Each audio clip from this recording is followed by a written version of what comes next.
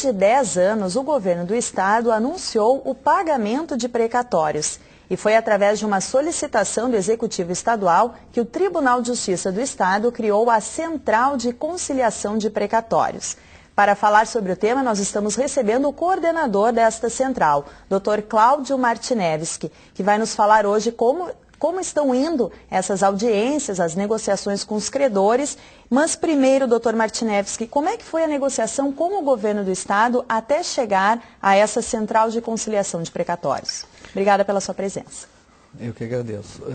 O Tribunal de Justiça foi procurado pelo governo do estado através da Secretaria da Fazenda e da Procuradoria-Geral do Estado para tentar algumas soluções para os precatórios. Em vista disso, foi formada uma comissão, da qual eu fiz parte, juntamente com o Dr. Silvio e mais um colega da Corregedoria, e se propôs algumas soluções. A primeira delas foi no sentido do pagamento dos precatórios de pequeno valor, que esses foram pagos porque havia permissivo constitucional imediatamente, dentro da verba destinada à solução dos precatórios.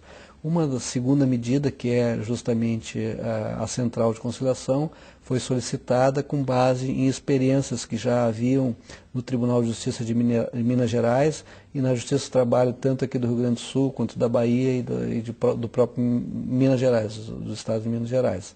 Então, a partir disso, se fez um contato com Minas Gerais, com a Justiça do Trabalho, para ver como é que se desenvolvia esse trabalho. Eu estive, inclusive, em Minas Gerais, conversando com o juiz responsável pela Central de Minas Gerais, e a partir disso, com a criação da vara, foi estruturada a atual Central de Conciliação.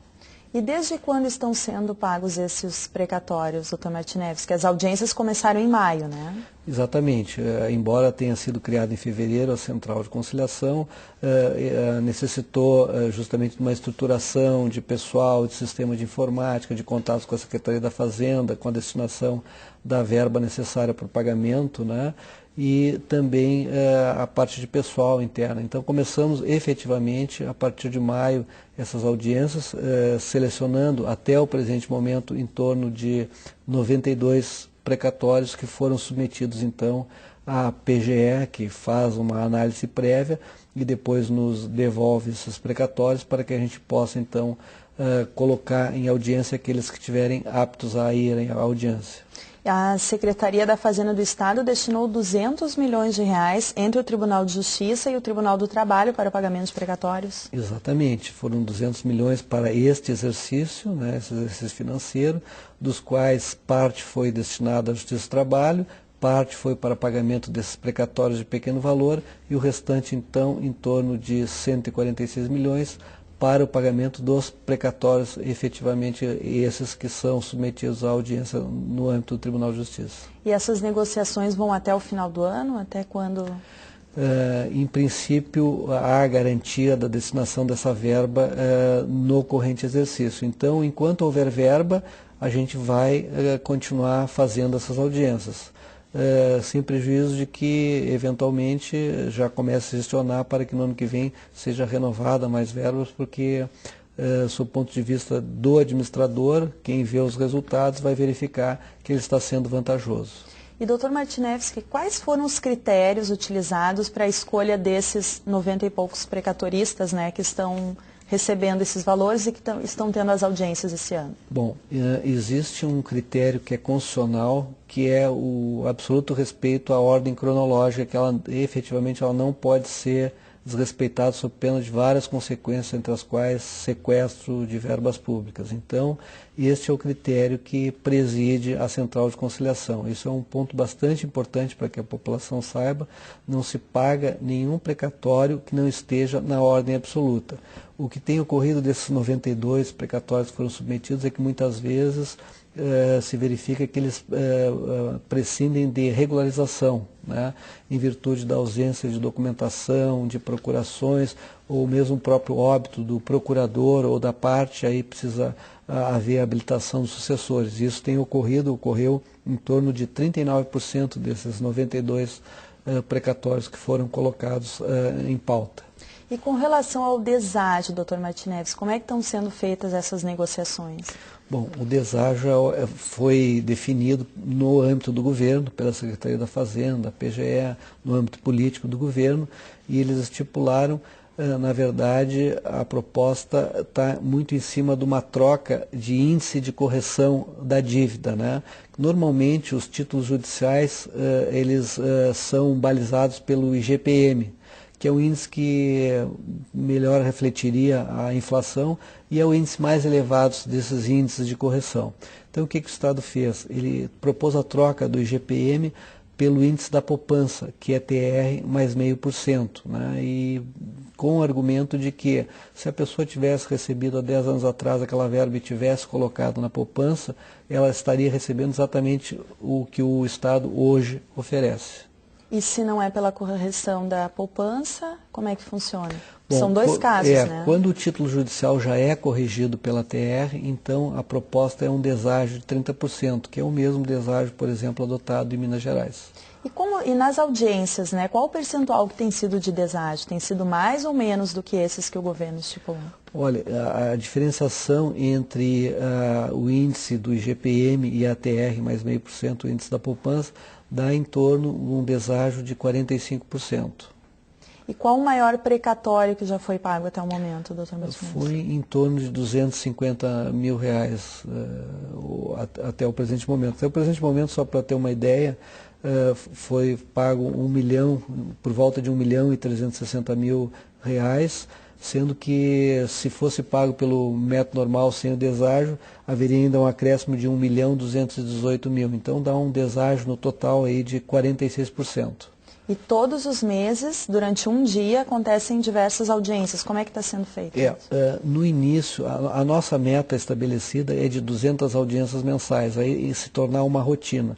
Só que só a partir deste mês que a PGE agora conseguiu lotar procuradores do Estado, técnicos contábeis e assessoria exclusiva para atendimento da central de precatórios. Isso vai fazer com que essa dinâmica, que efetivamente ela não tem sido a mais veloz em função desta carência, ela passe então a ser, a partir de agora, priorizada dentro da PGE e, consequentemente, possa-se então atingir essa média de 200 audiências mensais.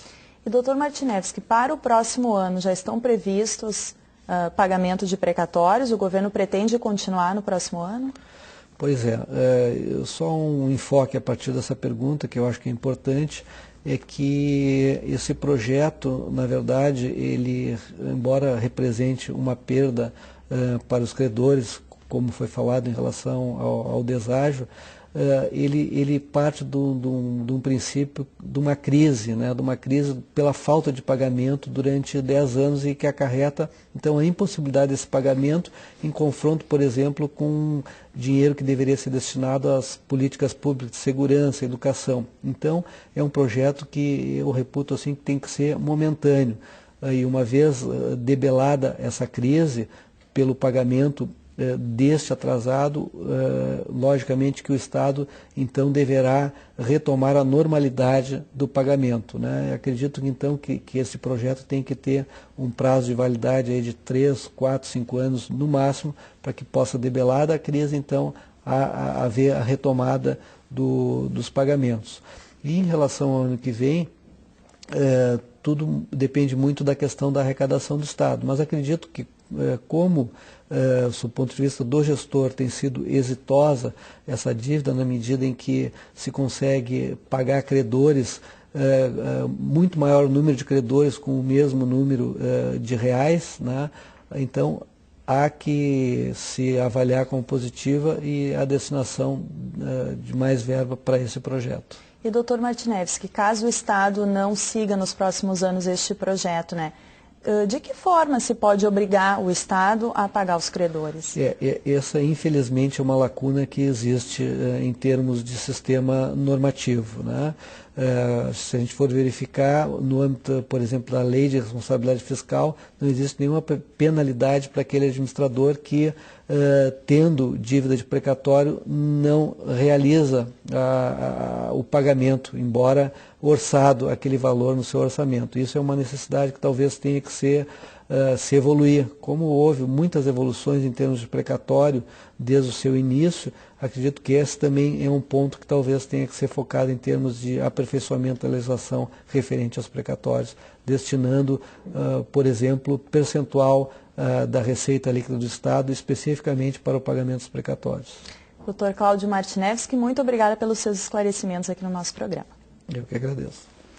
E o programa Justiça Gaúcha de hoje termina aqui. Se você quer mandar uma mensagem para a nossa produção, anote o nosso e-mail: imprensa@tj.rs.gov.br. Muito obrigada pela sua atenção e até o nosso próximo programa.